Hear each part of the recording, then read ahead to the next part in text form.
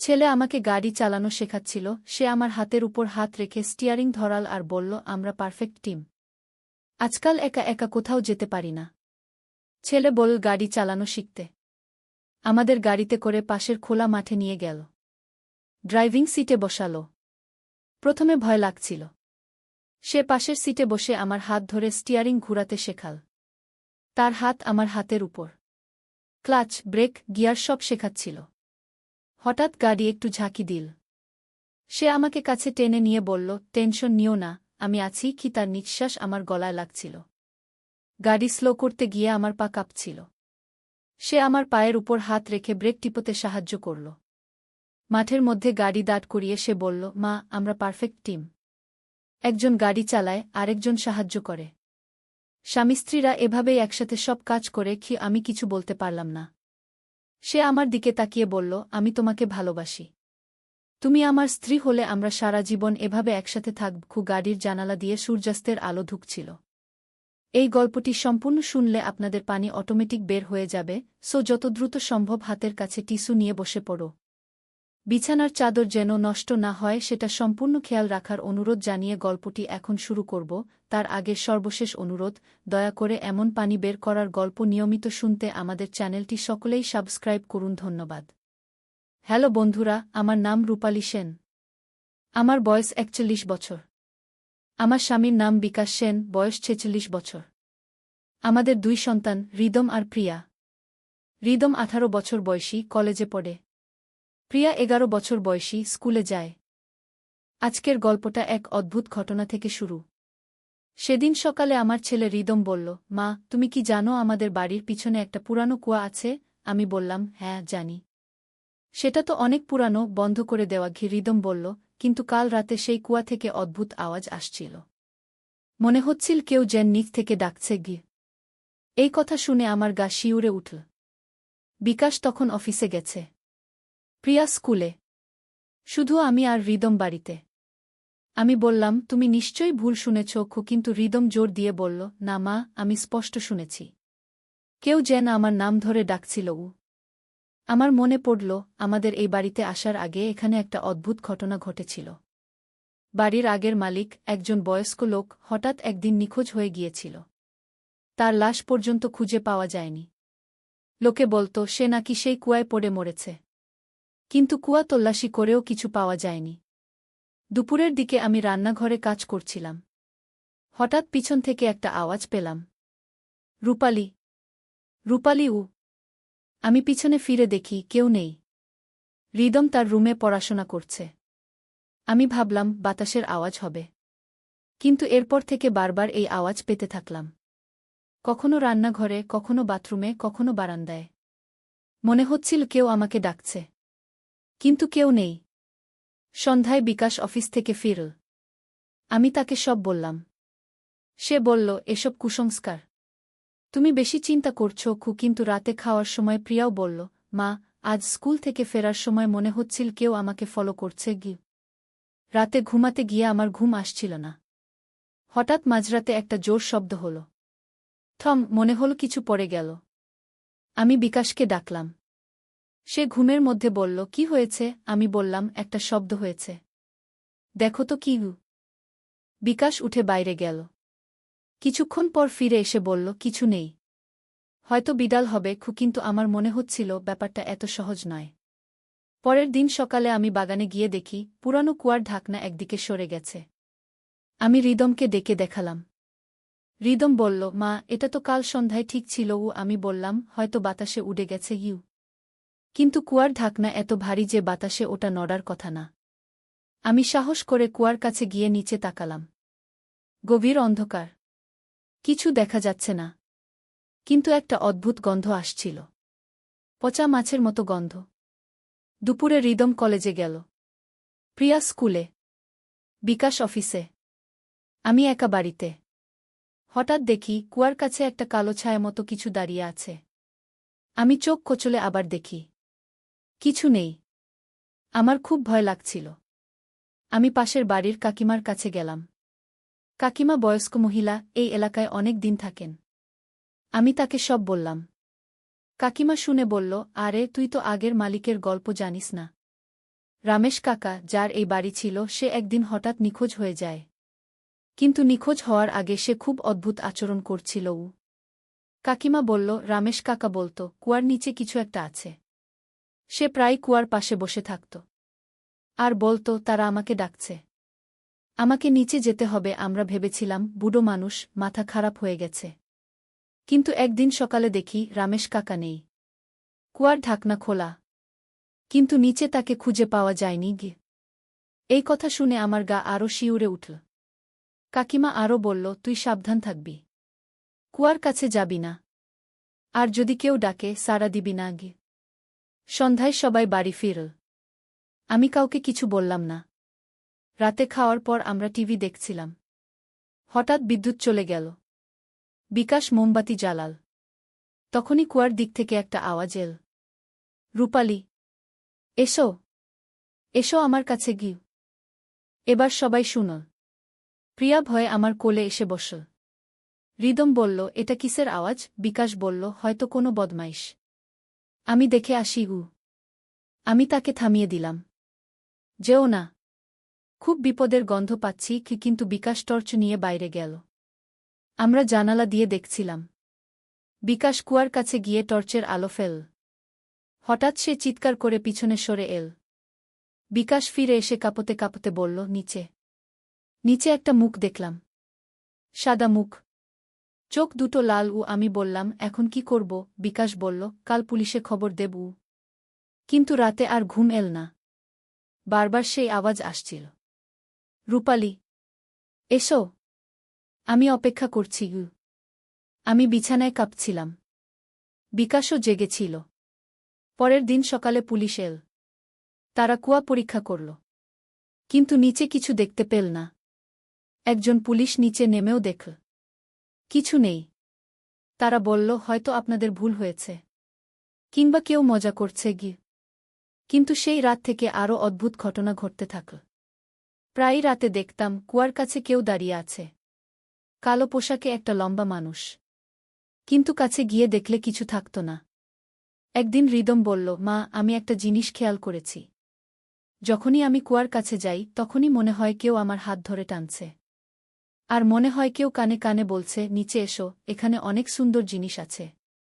আমি রিদমকে বকাঝকা করলাম, কুয়ার কাছে যাবি না, বুঝেছ? কিন্তু আমার মনে হচ্ছিল ব্যাপারটা আরও গভীর। একদিন প্রিয়া স্কুল থেকে ফিরে বলল, মা, আজ আমার ক্লাসের একটা ছেলে বলেছে তার দাদু বলেছেন আমাদের বাড়িতে ভূত আছে। আর সেই ভূত নাকি ছোট বাচ্চাদের কুয়ায় টেনে নিয়ে যায়। এই কথা শুনে আমার রাগ হল। আমি বললাম, এসব বাজে কথা, ভূত বলে কিছু নেই। কিন্তু মনে মনে ভয় পাচ্ছিলাম। একদিন রাতে হঠাৎ প্রিয়ার চিৎকারে আমার ঘুম ভাঙল। আমি তার ঘরে ছুটে গেলাম। প্রিয়া কাঁপতে কাঁপতে বলল, মা, একটা মানুষ আমার জানালার কাছে দাঁড়িয়েছিল। তার চোখ দুটো জ্বলছিল, আর সে আমাকে ইশারা করে ডাকছিল।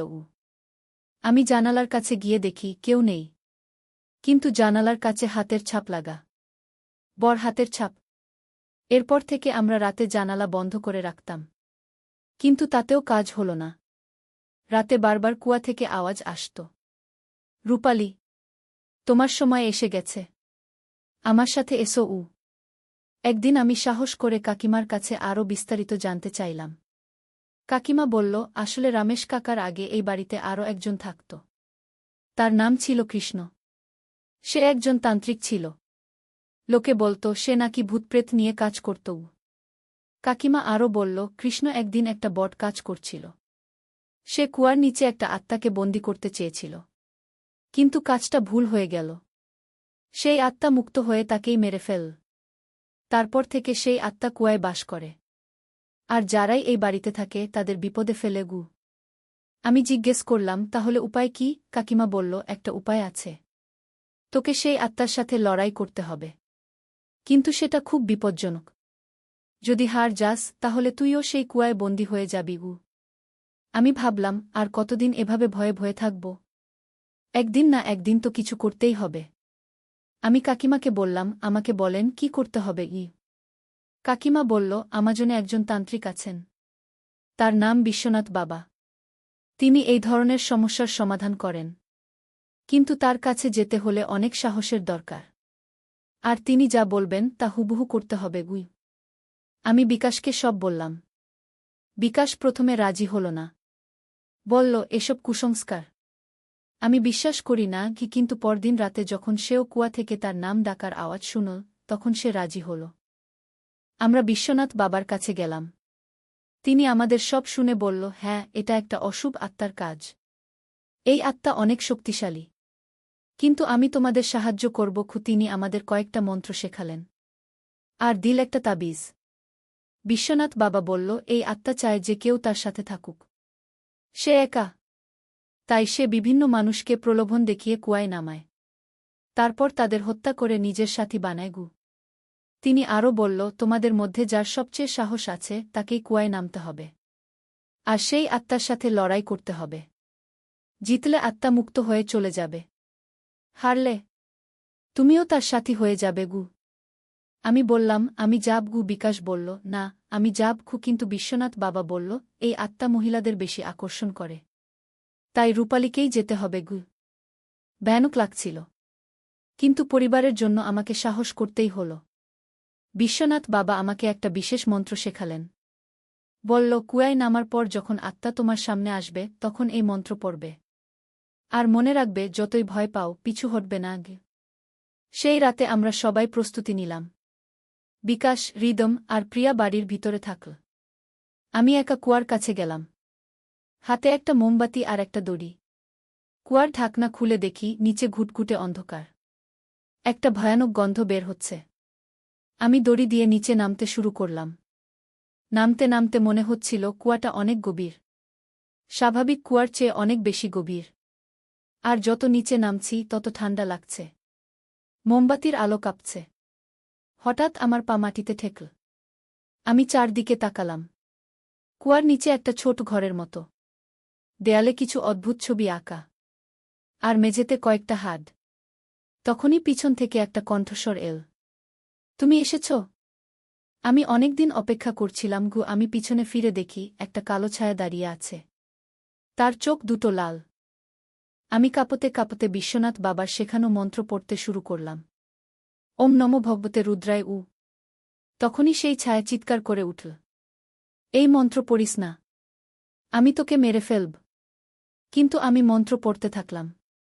ছায়াটা আমার দিকে এগিয়ে আসছিল। তার হাত দুটো বাড়িয়ে দিয়েছে। আমি আরও জোরে মন্ত্র পড়লাম। হঠাৎ সেই ছায়া বলল, তুমি যদি আমার কাছে থাকো, আমি তোমাকে অনেক সুখ দেব। তুমি চিরকাল সুন্দর থাকবে। বুড়ো হবে না। আমরা এই কুয়ায় একসাথে থাকব। আমি বললাম, না। আমি আমার পরিবারের কাছে ফিরে যাব গু। সেই ছায়া রেগে গেল। সে বলল, তাহলে তুমিও রামেশের মতো হবে। আমি তোমাকে এখানেই রেখে দেব গু। তখনই সে আমার দিকে ঝাঁপিয়ে পড়ল। আমি আরও জোরে মন্ত্র পড়তে থাকলাম। হঠাৎ একটা উজ্জ্বল আলো ছড়িয়ে পড়ল। সেই ছায়া চিৎকার করে পিছিয়ে গেল।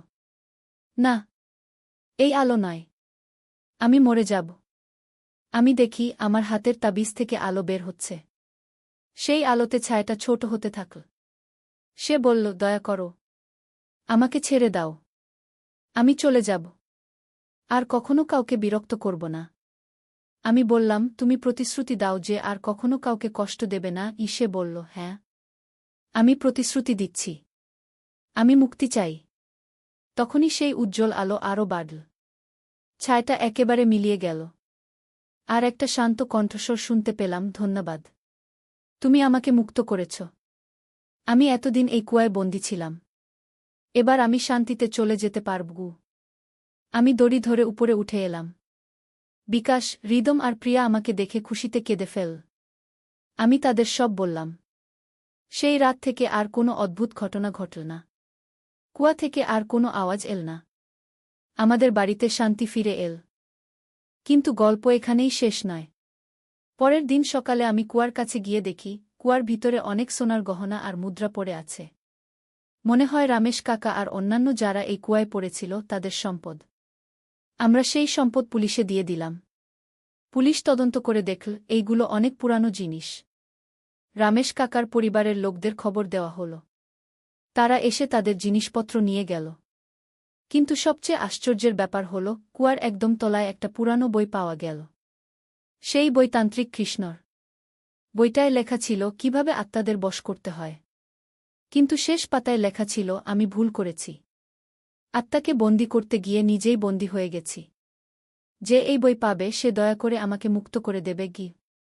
আমরা বুঝলাম কৃষ্ণ নিজেই সেই আত্মা হয়ে গিয়েছিল। আর আমরা তাকে মুক্ত করে দিয়েছি। এরপর আমরা কুয়াটা পুরোপুরি বন্ধ করে দিলাম। মাটি দিয়ে ভরাট করে সেখানে একটা ছোট বাগান করলাম। কিন্তু এই ঘটনার পর থেকে আমার একটা অদ্ভুত ক্ষমতা হয়েছে। আমি মানুষের মনের কথা বুঝতে পারি। কেউ মিথ্যা বললে আমি বুঝে ফেলি। আর কখনো কখনো ভবিষ্যতের কথাও বলে দিতে পারি। পাড়ার লোকজন আমার কাছে তাদের সমস্যার সমাধান নিতে আসে। আমি যতটা পারি তাদের সাহায্য করি। কিন্তু আমি কখনো এই ক্ষমতার অপব্যবহার করি না। একদিন আমার কাছে একটা মেয়ে এসেছিল। তার নাম সুমিত্রা। সে বলল তার বাড়িতে অদ্ভুত ঘটনা ঘটছে। রাতে কেউ তার নাম ধরে ডাকে। কিন্তু কেউ নেই। আমি তার সাথে তার বাড়িতে গেলাম। গিয়ে দেখি তার বাড়ির পিছনে একটা পুরানো গাছ আছে। সেই গাছের নিচে অনেক বছর আগে একটা দুর্ঘটনা হয়েছিল। একটা যুবক সেখানে মারা গিয়েছিল। আর সেই যুবকের আত্মা এখনও সেখানে আছে। আমি সেই আত্মার সাথে কথা বললাম। সে বলল সে শুধু কারো সাথে কথা বলতে চায়। সে একা। আমি তাকে বুঝিয়ে বললাম যে সে মৃত। তার এই পৃথিবীতে থাকা উচিত নয়। তাকে চলে যেতে হবে। প্রথমে সে রাজি হল না। কিন্তু পরে যখন আমি বললাম যে এভাবে থেকে সে সুমিত্রার ক্ষতি করছে তখন সে রাজি হল। আমি তাকে মুক্ত করার মন্ত্র পড়লাম। সেও চলে গেল। এইভাবে একটার পর একটা ঘটনা ঘটতে থাকল। আমি বুঝলাম আমার জীবনে একটা নতুন দায়িত্ব এসেছে। যারা অশান্তিতে আছে তাদের শান্তি দিতে হবে। একদিন হৃদম আমাকে বলল, মা, তুমি এখন একটা বিশেষ মানুষ হয়ে গেছ। তুমি অন্যদের সাহায্য করো। আমি বললাম, হ্যাঁ, কিন্তু এটা আমার পছন্দ নয়। আমি চেয়েছিলাম একটা সাধারণ জীবন। হৃদম বলল, কিন্তু মা, যারা বিপদে আছে তারা তো তোমার সাহায্য চায়। তুমি যদি তাদের সাহায্য না করো তাহলে তারা কোথায় যাবে? আমি বুঝলাম হৃদম ঠিক বলেছে। এই ক্ষমতা আমার কাছে এসেছে একটা কারণে। আমি এটা ব্যবহার করে অন্যদের সাহায্য করতে পারি। প্রিয়াও বড় হতে থাকল। সেও আমার মতো কিছু অদ্ভুত জিনিস দেখতে পায়। আমি তাকে বললাম, তুমি এই ক্ষমতা পেয়েছ। কিন্তু এটার অপব্যবহার করো না। সবসময় ভালো কাজে ব্যবহার করো। একদিন আমাদের পাড়ায় একটা বড় সমস্যা হল। কয়েকটা বাচ্চা হারিয়ে গেল। পুলিশ খোঁজাখুঁজি করেও তাদের পেল না। সবাই ভাবছিল কেউ তাদের চুরি করে নিয়ে গেছে। আমি আমার ক্ষমতা ব্যবহার করে খোঁজ নিলাম। দেখলাম বাচ্চারা পাড়ার একটা পরিত্যক্ত বাড়িতে আছে। কিন্তু তাদের সেখানে কেউ নিয়ে যায়নি। তারা নিজেরাই গেছে। কিন্তু কেন? আমি সেই বাড়িতে গেলাম। দেখলাম বাচ্চারা একটা ঘরে বসে আছে। তাদের চোখে একটা অদ্ভুত ভাব। তারা কোনো কথা বলছে না। শুধু একটা কোণের দিকে তাকিয়ে আছে। আমি সেই কোণের দিকে তাকালাম। দেখলাম সেখানে একটা পুতুল আছে। খুব সুন্দর পুতুল। কিন্তু পুতুলটার চোখ দুটো অদ্ভুত। মনে হচ্ছে জীবন্ত। আমি বুঝে গেলাম এই পুতুলে কোনো আত্মা আছে। সেই আত্মা বাচ্চাদের মন নিয়ন্ত্রণ করছে। আমি পুতুলের কাছে গেলাম। পুতুলটা হঠাৎ নড়ে উঠল। সে বলল, তুমি এখানে কেন এসেছ? এই বাচ্চারা এখন আমার সাথী। তারা আমার সাথে খেলবে। আমি বললাম, এই বাচ্চাদের তাদের পরিবারের কাছে ফিরে যেতে হবে। পুতুলটা বলল, না, আমি একা। আমার সাথে কেউ খেলে না। এই বাচ্চারা আমার সাথে থাকবে। আমি বুঝলাম এই আত্মাটা কোনো বাচ্চার।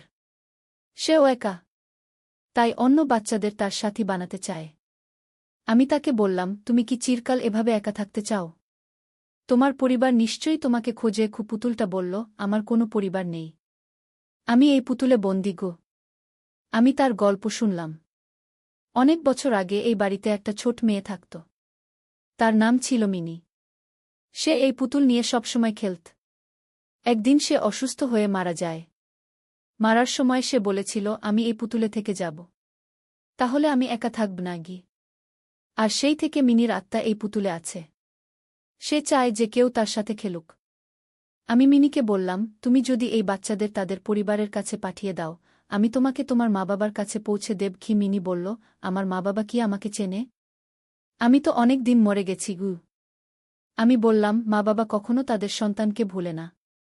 তারা তোমাকে চিনবে কি? মিনি কিছুক্ষণ চুপ করে থেকে বলল, ঠিক আছে, আমি বাচ্চাদের ছেড়ে দেব। কিন্তু তুমি আমাকে আমার মা বাবার কাছে নিয়ে যাবে গু। আমি প্রতিশ্রুতি দিলাম। তখনই বাচ্চারা জেগে উঠল। তারা অবাক হয়ে চারদিকে তাকাল। আমি তাদের বাড়ি পৌঁছে দিলাম। পরে আমি মিনির পরিবারের খোঁজ নিলাম। তার মা এখনও বেঁচে আছেন, খুব বুড়ো হয়ে গেছেন। আমি তার কাছে গিয়ে মিনির কথা বললাম। তার মা কেঁদে ফেল। বলল, আমি জানতাম মিনি কোথাও না কোথাও আছে। আমি প্রতিদিন তার জন্য প্রার্থনা করি গু। আমি মিনিকে তার মার কাছে নিয়ে গেলাম। মিনি তার মাকে দেখে খুব খুশি হল। তার মাও মিনিকে দেখতে পেল। তারা দুজনে কাঁদতে কাঁদতে কথা বলল। পরে মিনি বলল, আমি এবার শান্তিতে চলে যেতে পারি। আমার মা আমাকে ক্ষমা করে দিয়েছেন আর সে চলে গেল। এইভাবে একটার পর একটা ঘটনা ঘটতে থাকল। আমি বুঝলাম, এই পৃথিবীতে অনেক আত্মা আছে যারা শান্তি পায়নি। তাদের কোনো না কোনো সমস্যা আছে। আমার কাজ হল তাদের সেই সমস্যার সমাধান করে শান্তি দেওয়া। হৃদম এখন বড় হয়েছে। সে আমার কাজে সাহায্য করে। প্রিয়াও তার ক্ষমতা আরও বাড়িয়েছে। বিকাশ প্রথমে এসব বিশ্বাস করত না। কিন্তু এখন সেও বুঝে গেছে যে এই জগতে অনেক অদ্ভুত জিনিস আছে। একদিন আমাদের কাছে একটা অদ্ভুত কেস এল। একটা স্কুলে নাকি রাতের বেলা অদ্ভুত আওয়াজ হয়। আর সকালে গিয়ে দেখা যায় ক্লাসরুমের সব চেয়ার টেবিল এলোমেলো হয়ে আছে। আমরা সেই স্কুলে গেলাম। প্রিন্সিপাল বলল, এই ঘটনা গত 2 মাস ধরে হচ্ছে। আমরা নাইট গার্ড রেখেছি, কিন্তু তারা কিছু দেখতে পায় না। শুধু রাতে অদ্ভুত আওয়াজ শোনে কি। আমি স্কুলটা ঘুরে দেখলাম। একটা ক্লাসরুমে গিয়ে অদ্ভুত লাগল। মনে হলো কেউ সেখানে আছে। আমি প্রিয়াকে জিজ্ঞেস করলাম, তুমি কিছু দেখতে পাচ্ছ? প্রিয়া বলল, হ্যাঁ মা, একটা মেয়ে বসে আছে। সে কাঁদছে গু। আমি সেই মেয়েটার সাথে কথা বলার চেষ্টা করলাম। প্রথমে সে কোনো সাড়া দিল না। পরে ধীরে ধীরে কথা বলতে শুরু করল। মেয়েটার নাম রীতা। সে এই স্কুলের ছাত্রী ছিল। 5 বছর আগে একটা দুর্ঘটনায় সে মারা যায়। কিন্তু সে এই স্কুলকে এত ভালোবাসত যে মরার পরেও এখানেই থেকে গেছে। রীতা বলল, আমি এই স্কুলে পড়তে খুব ভালোবাসতাম। আমার স্বপ্ন ছিল বড় হয়ে টিচার হব। কিন্তু আমি মরে গেলাম। এখন আমি কোথায় যাব? আমি তাকে বললাম, তুমি তোমার স্বপ্ন এখানে বাস্তবায়ন করতে পারবে না। তোমাকে চলে যেতে হবে। রীতা বলল, আমি যদি চলে যাই তাহলে আমার স্বপ্ন কি হবে? আমি বললাম, তুমি যেখানে যাবে সেখানে তুমি যা চাও তাই হতে পারবে। এই পৃথিবীতে থেকে তুমি শুধু নিজের আর অন্যদের কষ্ট বাড়াচ্ছ। রীতা অনেকক্ষণ চুপ করে থাকল। পরে বলল, ঠিক আছে, আমি চলে যাব। কিন্তু আমি এই স্কুলের সবাইকে বিদায় জানাতে চাই। সেই রাতে রীতা স্কুলের সব ক্লাসরুমে গিয়ে বিদায় জানাল। সকালে গিয়ে দেখা গেল প্রতিটা ব্ল্যাকবোর্ডে লেখা আছে বিদায়। আমি চলে যাচ্ছি। রীতা সেদিনের পর থেকে স্কুলে আর কোনো অদ্ভুত ঘটনা ঘটল না। রীতা শান্তিতে চলে গেল। এইভাবে আমার জীবন কেটে যাচ্ছে। প্রতিদিন নতুন নতুন ঘটনা। কখনো কখনো খুব কঠিন কেস আসে। কিন্তু আমি সবসময় চেষ্টা করি সমাধান করতে। একদিন আমার কাছে একটা মহিলা এসেছিল। তার নাম কল্পনা। সে বলল, তার ছোট মেয়ে হঠাৎ অদ্ভুত আচরণ করতে শুরু করেছে। সে রাতে জেগে থাকে আর দিনে ঘুমায়, আর সবসময় একটা কোণের সাথে কথা বলে। আমি কল্পনার বাড়িতে গেলাম। তার মেয়ে প্রীতির বয়স 7 বছর। আমি তাকে দেখে বুঝলাম তার মধ্যে কোনো আত্মা ঢুকেছে। আমি প্রীতির সাথে কথা বলার চেষ্টা করলাম। কিন্তু যে কথা বলছিল সে প্রীতি নয়, অন্য কেউ। সেই আত্মা বলল, আমি এই শরীরে থাকব। এই মেয়েটা আমার মতো। আমরা দুজনে একসাথে থাকব। আমি বললাম, তুমি কে? কেন এই মেয়েটার শরীরে ঢুকেছ? সে বলল, আমার নাম নীলা। আমি প্রীতির বয়সেই মরে গেছি। আমি একা। আমি প্রীতির সাথে থাকতে চাই। আমি বুঝলাম নীলা একটা নিঃসঙ্গ আত্মা। সে প্রীতির মধ্যে ঢুকে তার সাথে বন্ধুত্ব করতে চায়। কিন্তু এতে প্রীতির ক্ষতি হচ্ছে। আমি নীলাকে বোঝানোর চেষ্টা করলাম, তুমি এভাবে প্রীতির শরীরে থাকলে সে মরে যাবে। তুমি কি তোমার বন্ধুর মৃত্যু চাও? নীলা বলল, না, আমি প্রীতির ক্ষতি চাই না। কিন্তু আমি একা থাকতে পারি না গিয়ে আমি বললাম, তুমি যদি প্রীতিকে ছেড়ে দাও, আমি তোমার জন্য অন্য ব্যবস্থা করব। নীলা জিজ্ঞেস করল, কি ব্যবস্থা? আমি বললাম, আমি তোমাকে এমন একটা জায়গায় পাঠিয়ে দেব যেখানে অনেক বাচ্চা আছে। তুমি তাদের সাথে খেলতে পারবে গি। নীলা খুশি হয়ে গেল। সে প্রীতির শরীর ছেড়ে দিল। আমি তাকে মুক্ত করার মন্ত্র পড়লাম। সে চলে গেল। প্রীতি স্বাভাবিক হয়ে গেল। তার মা কল্পনা খুশিতে কাঁদতে লাগল। এরকম আরও অনেক ঘটনা ঘটল। আমি বুঝলাম এই পৃথিবীতে অনেক আত্মা আছে যারা কোনো না কোনো কারণে শান্তি পায়নি। কেউ অন্যায়ভাবে মরেছে। কেউ কোনো কাজ অসম্পূর্ণ রেখে মরেছে। কেউ পরিবারের জন্য চিন্তা করে মরেছে। এসব আত্মাদের সমস্যার সমাধান করতে হয়। তবেই তারা শান্তি পায়। 1 বছর পর আমার জীবনে আরেকটা বড় পরিবর্তন এল। হৃদম বিয়ে করল। তার স্ত্রী অনন্যাও আমার মতো কিছু অদ্ভুত জিনিস দেখতে পায়। সে আমার কাজে সাহায্য করতে শুরু করল। প্রিয়া এখন বড় হয়েছে। সে কলেজে পড়ে। তার ক্ষমতা আরও বেড়েছে। সে আমার থেকেও ভালো আত্মাদের সাথে যোগাযোগ করতে পারে। একদিন প্রিয়া আমাকে বলল, মা, আমি একটা অদ্ভুত স্বপ্ন দেখেছি। একটা বড় পুরানো বাড়িতে অনেকগুলো আত্মা বন্দী আছে। তারা সাহায্যের জন্য চিৎকার করছে গি। আমি বললাম, কোনো বাড়ি? প্রিয়া বলল, আমি ঠিক জানি না। কিন্তু বাড়িটা শহরের বাইরে। একটা পাহাড়ের উপর। আর বাড়ির সামনে একটা বড় পুকুর আছে গি। আমি আর প্রিয়া মিলে সেই বাড়ির খোঁজ নিলাম। অনেক খোঁজাখুঁজির পর পেলাম। শহরের বাইরে সত্যিই একটা পুরানো হ্যাভেলি আছে। লোকে বলে সেখানে ভূত আছে। কেউ যায় না। আমরা সেই বাড়িতে গেলাম। বাড়িটা দেখে গা শিউরে উঠল। অনেক বড়। কিন্তু একদম ভাঙাচোরা। দেয়ালে অনেক ফাটল। জানালার কাচ ভাঙা। বাড়ির ভিতরে ঢুকতেই একটা ভয়ানক গন্ধ পেলাম। পচা মাংসের গন্ধ। প্রিয়া বলল, মা, এখানে অনেকগুলো আত্মা আছে। তারা খুব কষ্টে আছে গি। আমি চারদিকে তাকালাম। কয়েকটা ঘরে গেলাম। একটা ঘরে ঢুকতেই দেখি মেঝেতে অনেকগুলো হাড়। মানুষের হাড়। হঠাৎ একটা কণ্ঠস্বর শুনলাম। কে এসেছে? তোমরা কি আমাদের মুক্ত করতে পারবে? আমি বললাম, আমরা তোমাদের সাহায্য করতে এসেছি। তোমরা কারা? এখানে কিভাবে এলে? তখন একসাথে অনেকগুলো কণ্ঠস্বর শুনতে পেলাম। তারা তাদের গল্প বলতে শুরু করল। অনেক বছর আগে এই বাড়িতে একজন জমিদার থাকত। তার নাম ছিল রঘুনাথ সিং। সে খুব নিষ্ঠুর ছিল। তার অনেক শত্রু ছিল। যারাই তার বিরুদ্ধে কথা বলত তাদের সে এই বাড়িতে এনে হত্যা করত। একসময় লোকে বিদ্রোহ করল। তারা রঘুনাথ সিংকে মেরে ফেলল। কিন্তু রঘুনাথ সিং মরার আগে একটা অভিশাপ দিয়ে গেল। সে বলেছিল, যারা আমাকে মেরেছে তাদের আত্মা চিরকাল এই বাড়িতে বন্দী থাকবে গি। আর সেই অভিশাপের ফলে যারা রঘুনাথ সিংকে হত্যা করেছিল তাদের আত্মা এই বাড়িতে বন্দী হয়ে গেল। তারা চলে যেতে পারে না। আমি জিজ্ঞেস করলাম, রঘুনাথ সিং কোথায়? একজন আত্মা বলল, সে বেজমেন্টে আছে। সে আমাদের নিয়ন্ত্রণ করে। আমরা তার বিরুদ্ধে কিছু করতে পারি না গি। আমি বুঝলাম, রঘুনাথ সিংকে হারাতে হলে তার কাছে যেতে হবে। আমি প্রিয়াকে বললাম, তুমি এখানে থাকো। আমি নিচে যাচ্ছি গু। প্রিয়া বলল, না মা, আমি তোমার সাথে যাব। আমি বললাম, না, এটা খুব বিপজ্জনক। রঘুনাথ সিং খুব শক্তিশালী আত্মা গু।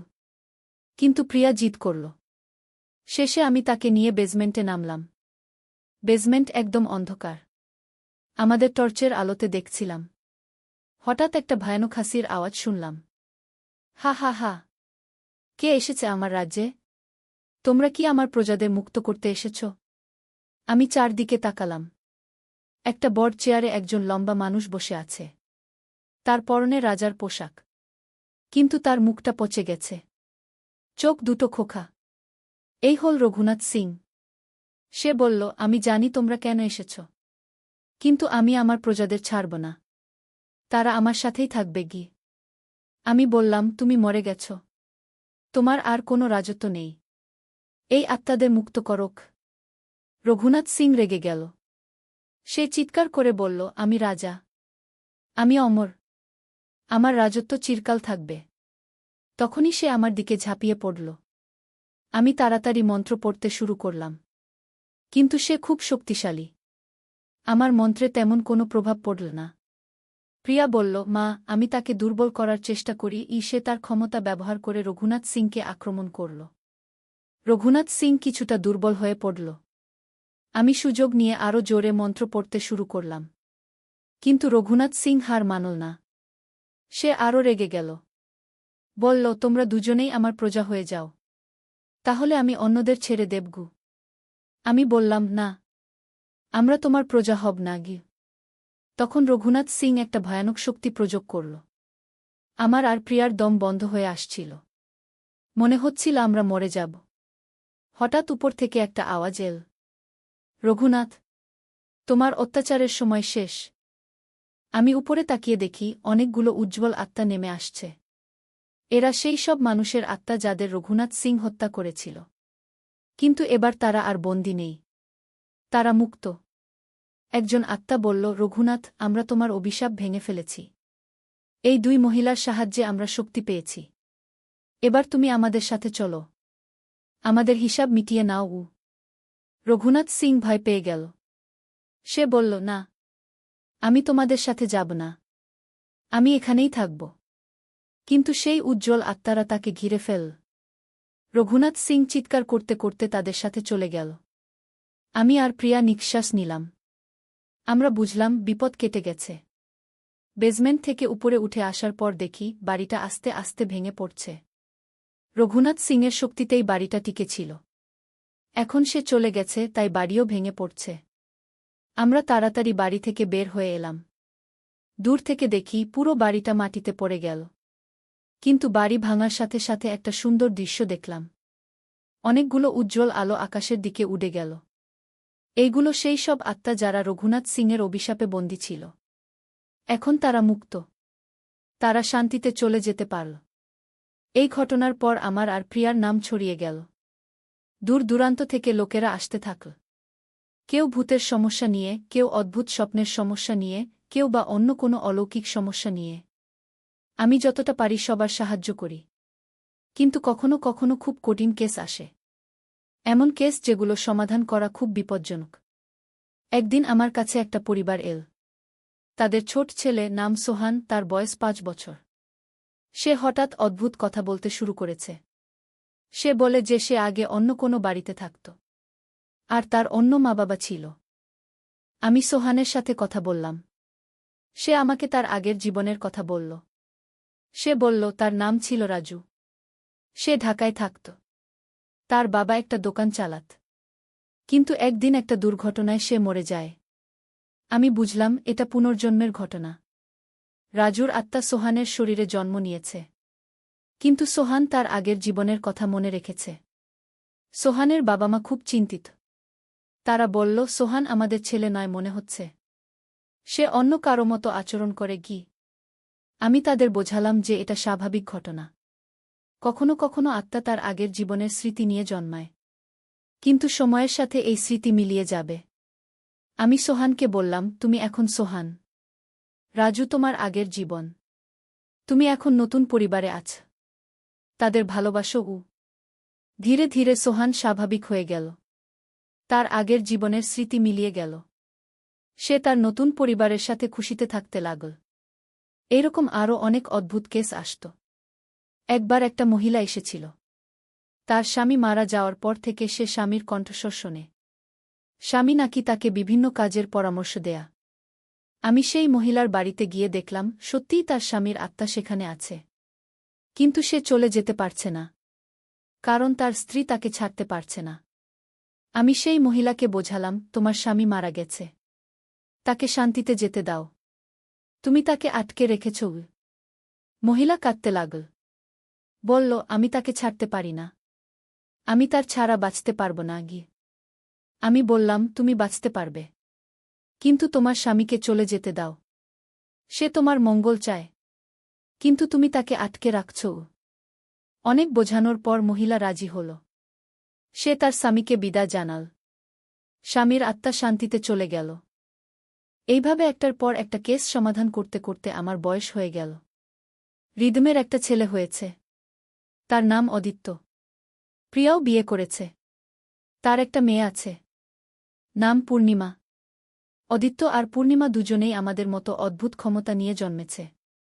মনে হয় এই ক্ষমতা আমাদের পরিবারে বংশপরম্পরায় চলে আসছে। একদিন অদিত্য, তখন তার বয়স ৭ বছর, সে আমাকে বলল, দাদি, আমি একটা অদ্ভুত মানুষ দেখি। সে আমাকে বলে যে আমি তার সাথে খেলব। আমি চিন্তিত হয়ে গেলাম।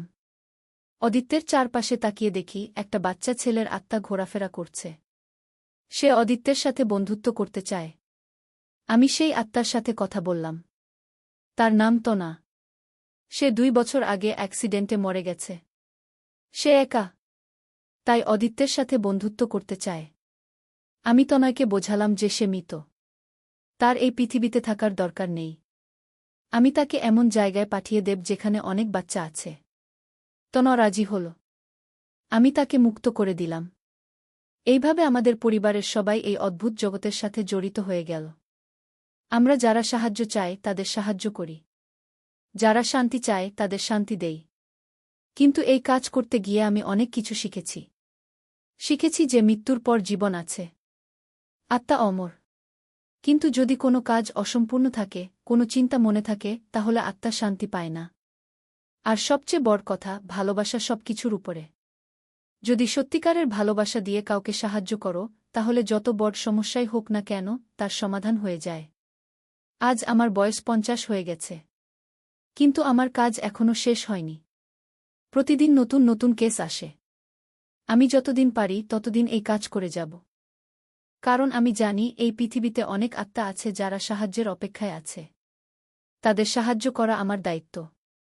আর এই দায়িত্ব আমি আমার সন্তানাতিদের কাছে পৌঁছে দেব, যাতে তারাও এই কাজ চালিয়ে যেতে পারে।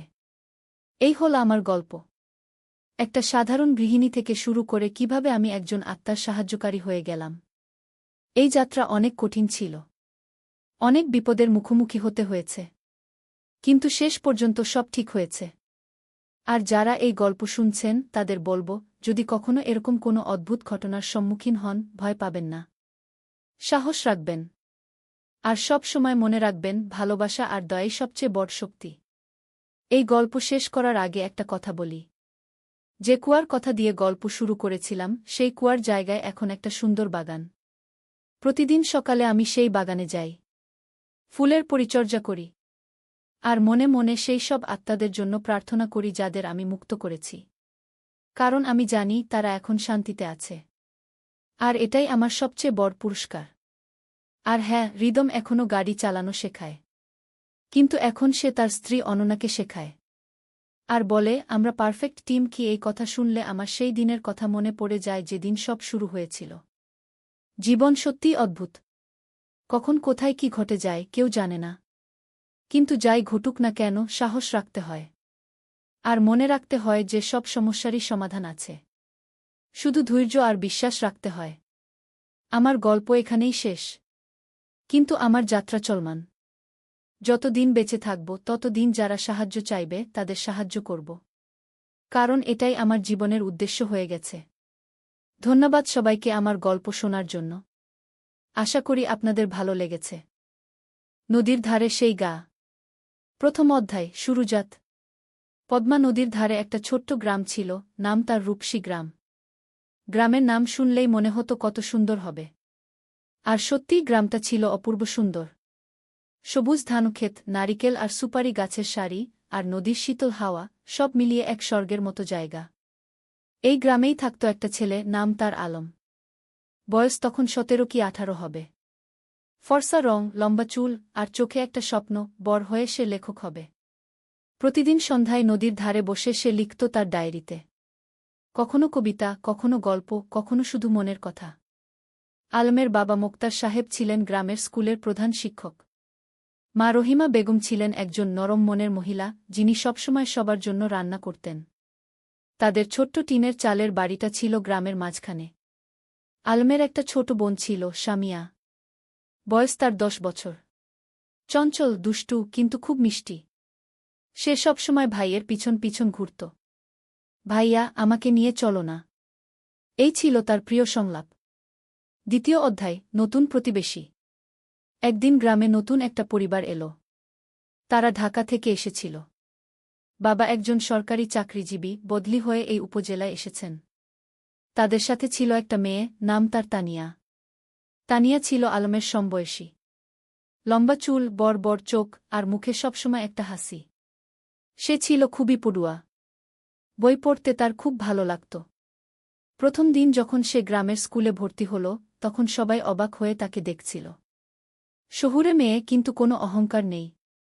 আলম আর তানিয়ার প্রথম দেখা হয়েছিল স্কুলের লাইব্রেরিতে। দুজনেই একই বই খুঁজছিল, রবীন্দ্রনাথের গোরা গু। তুমিও রবীন্দ্রনাথ পড়ো? আলম জিজ্ঞেস করেছিল। হ্যাঁ, আমার খুব প্রিয়। তুমি? তানিয়া হেসে জবাব দিয়েছিল। সেই থেকে তাদের বন্ধুত্ব শুরু। প্রতিদিন স্কুলে, লাইব্রেরিতে, আর কখনো কখনো নদীর ধারে বসে তারা গল্প করত। সাহিত্য নিয়ে, জীবন নিয়ে, স্বপ্ন নিয়ে। তৃতীয় অধ্যায়, স্বপ্নের কথা। একদিন সন্ধ্যায় নদীর ধারে বসে আলম তানিয়াকে বলল, জানো, আমি বড় হয়ে লেখক হতে চাই। এমন গল্প লিখব যেগুলো মানুষের মন ছুঁয়ে যাবে গু। তানিয়া মৃদু হেসে বলল, তুমি পারবে। তোমার লেখার হাত খুব ভালো। তুমি যা লিখো তাতে আন্তরিকতা আছে গি। তুমি কি হতে চাও? আলম জিজ্ঞেস করল। আমি শিক্ষিকা হতে চাই। গ্রামের মেয়েদের পড়াতে চাই। দেখো না, এখানে কত মেয়ে স্কুলেই যায় না। আমি চাই সবাই পড়াশোনা করুক। তানিয়ার কথা শুনে আলম অবাক হল। এতটা সরল, এতটা নিঃস্বার্থ স্বপ্ন। তুমি সত্যিই অসাধারণ, আলম বলল। তানিয়া লজ্জা পেয়ে বলল, আরে না, আমি সাধারণ। তবে হ্যাঁ, আমি মানুষের জন্য কিছু করতে চাই। সেদিন থেকে আলমের মনে তানিয়ার জন্য একটা বিশেষ জায়গা তৈরি হল। সে বুঝতে পারছিল না এটা কি অনুভূতি, কিন্তু তানিয়াকে না দেখলে তার দিন ভালো যেত না। চতুর্থ অধ্যায়, বর্ষাকাল। বর্ষা এলো। পদ্মা নদী ফুলে ফেপে উঠল। চারিদিকে পানি আর পানি। স্কুল বন্ধ হয়ে গেল। বৃষ্টি থামার নাম নেই। একদিন সন্ধ্যায় আলম দেখল তানিয়া তাদের বাড়ির সামনে দাঁড়িয়ে আছে, ভিজে একদম। কি হয়েছে? এভাবে বৃষ্টিতে ভিজে আসলে কেন? আলম চিন্তিত হয়ে জিজ্ঞেস করল। আমার বই। আমার প্রিয় বইটা। আমি নদীর ধারে রেখে এসেছিলাম। পানিতে ভেসে যাবে কি? তানিয়া কাঁদো কাঁদো স্বরে বলল। আলম কিছু না ভেবে ছাতা নিয়ে বেরিয়ে পড়ল। বৃষ্টি তখন মুষলধারে পড়ছে। সে নদীর ধারে গিয়ে দেখল তানিয়ার বইটা একটা পাথরের নিচে চাপা পড়ে আছে, কিন্তু পানি প্রায় সেখানে পৌঁছে গেছে। সে দ্রুত বইটা তুলে নিল। সৌভাগ্যবশত বইটা পুরোপুরি ভিজেনি। সে তার শার্টের ভিতরে বইটা লুকিয়ে বাড়ি ফিরল। তানিয়া যখন বইটা পেল, তার চোখে পানি এসে গেল। তুমি এতটা করলে আমার জন্য? তুমি আমার বন্ধু। বন্ধুর জন্য এটুকু তো করাই যায়, আলম হেসে বলল। সেদিন থেকে তানিয়াও বুঝতে পারল, আলম তার কাছে শুধু একজন বন্ধু নয়, আরও বেশি কিছু। পঞ্চম অধ্যায়, গ্রামের মেলা। শরৎকাল এলো। গ্রামে বড় মেলা বসল। নৌকা বাইচ, পুতুল নাচ, জারি গান, কত কিছু। সারা গ্রামে উৎসবের আমেজ। আলম আর তানিয়া একসাথে মেলা ঘুরছিল। স্বামীয়াও ছিল তাদের সাথে। সে দুষ্টুমি করে বলল, ভাইজা, তানিয়া আপু তোমার বউ হবে? আলম আর তানিয়া দুজনেই লজ্জা পেয়ে গেল। আলম স্বামীয়াকে বকা দিল, কিন্তু মনে মনে সে ভাবছিল, সত্যিই তো, তানিয়াকে ছাড়া তার জীবন অসম্পূর্ণ মনে হয়। মেলায় একটা পুতুলের দোকানে তানিয়া একটা সুন্দর পুতুল দেখে মুগ্ধ হয়ে গেল। কিন্তু দাম শুনে হতাশ হল, 50 টাকা। তার কাছে এত টাকা ছিল না। আলম চুপি চুপি পুতুলটা কিনে নিল। মেলা শেষে যখন বাড়ি ফিরছিল, তখন সে তানিয়াকে পুতুলটা দিল। এটা তুমি আমার জন্য? তানিয়া অবাক হয়ে বলল। তুমি যেটা চেয়েছিলে সেটা তোমার হওয়া উচিত কি? আলম মৃদু হেসে বলল। তানিয়া পুতুলটা বুকে জড়িয়ে ধরল। ধন্যবাদ, আলম। তুমি সত্যিই খুব ভালো। সেদিন রাতে আলম তার ডায়েরিতে লিখল, আজ আমি বুঝেছি ভালোবাসা কাকে বলে। যাকে দেখলে বুক ভরে যায়, যার জন্য নিজের সবকিছু দিয়ে দিতে ইচ্ছা করে, সেই তো ভালোবাসা। ষষ্ঠ অধ্যায়, সংকট। কিন্তু জীবন তো সবসময় সুখের থাকে না। একদিন আলমের বাবা হঠাৎ অসুস্থ হয়ে পড়লেন। ডাক্তার বলল তাকে ঢাকায় নিয়ে যেতে হবে ভালো চিকিৎসার জন্য। আলম দুশ্চিন্তায় পড়ে গেল। ঢাকায় যেতে হলে অনেক টাকা লাগবে। তাদের পরিবার তো সচ্ছল নয়। তানিয়া যখন এ খবর পেল, সে তার বাবাকে বলল। তানিয়ার বাবা একজন ভালো মানুষ ছিলেন। তিনি আলমের বাবার চিকিৎসার জন্য টাকা দিতে রাজি হলেন। না না, এভাবে আমরা নিতে পারব না, মোক্তার সাহেব বললেন। আপনি আমার মেয়ের শিক্ষকের বাবা। আমার দায়িত্ব আপনার সেবা করা, তানিয়ার বাবা বললেন। শেষ পর্যন্ত আলমের বাবাকে ঢাকায় নিয়ে যাওয়া হল। আলম আর তার মা তার সাথে গেল। সামিয়া থেকে গেল গ্রামে তানিয়াদের বাড়িতে। ঢাকায় থাকতে হল প্রায় 1 মাস। সেই 1 মাস আলম প্রতিদিন তানিয়াকে চিঠি লিখত। মোবাইল ফোন তো তখন সবার ছিল না। চিঠি ছিল যোগাযোগের মাধ্যম। তানিয়াও প্রতিদিন চিঠির অপেক্ষায় থাকত। আলমের চিঠি পড়ে সে বুঝতে পারত আলম কতটা কষ্টে আছে, কতটা দুশ্চিন্তায় আছে। সে নিজেও আলমের জন্য দোয়া করত। 7ম অধ্যায়, ফিরে আসা। অবশেষে মোক্তার সাহেব সুস্থ হয়ে উঠলেন। ডাক্তার বললেন এখন তিনি বাড়ি যেতে পারবেন। কিন্তু সতর্ক থাকতে হবে। যেদিন আলম গ্রামে ফিরল সেদিন পুরো গ্রাম খুশিতে আত্মহারা।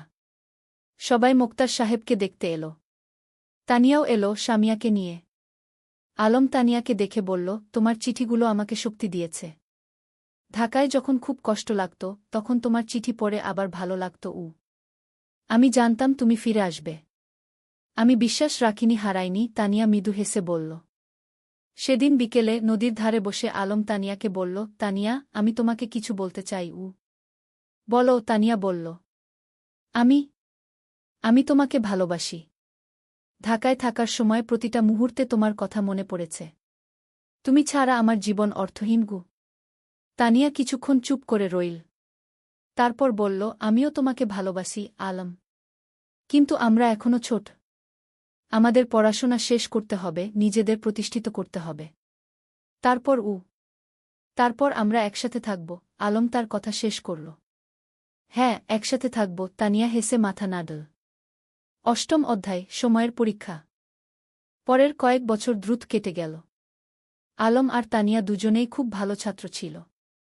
এসএসসি পরীক্ষায় দুজনেই জিপিএ 5 পেল। এরপর তারা ঢাকায় কলেজে ভর্তি হল। আলম নটরডেম কলেজে আর তানিয়া হলিক্রস কলেজে। গ্রাম ছেড়ে শহরে আসতে হল। শহরের জীবন ছিল অন্যরকম।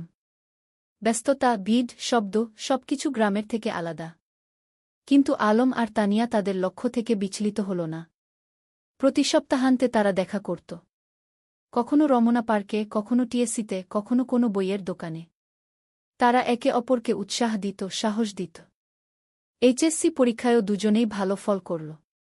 আলম ঢাকা বিশ্ববিদ্যালয়ে বাংলা সাহিত্যে ভর্তি হল আর তানিয়া শিক্ষা বিভাগে। কিন্তু বিশ্ববিদ্যালয়ের জীবনে নতুন চ্যালেঞ্জ এল। রাজনীতি, সেশনজট, আর্থিক সংকট, নানা সমস্যা। কখনো কখনো আলমের মনে হতো সে হয়তো লেখক হতে পারবে না। তানিয়াও মাঝে মাঝে হতাশ হতো। কিন্তু তারা একে অপরকে সাহায্য করত। আলম যখন হতাশ হতো তানিয়া তাকে মনে করিয়ে দিত তার স্বপ্নের কথা। তানিয়া যখন ভেঙে পড়ত আলম তাকে শক্তি যোগাত। 9ম অধ্যায়, স্বপ্ন পূরণের পথে। স্নাতক শেষ করার পর আলম একটা পত্রিকায় চাকরি পেল। সাংবাদিক হিসেবে। বেতন খুব বেশি না, কিন্তু লেখার সুযোগ ছিল। সে ফিচার লিখত, গল্প লিখত। তানিয়া একটা স্কুলে শিক্ষিকা হিসেবে যোগ দিল। তার স্বপ্ন ছিল গ্রামে ফিরে যাওয়া, কিন্তু সে জানত এখনও সময় হয়নি। আগে অভিজ্ঞতা অর্জন করতে হবে। একদিন আলম একটা প্রকাশনা সংস্থায় তার লেখা গল্পের পাণ্ডুলিপি জমা দিল।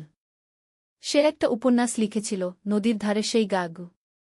এটা ছিল তাদের নিজেদের গল্প, তাদের গ্রামের গল্প। কয়েক মাস পর প্রকাশক ফোন করলেন।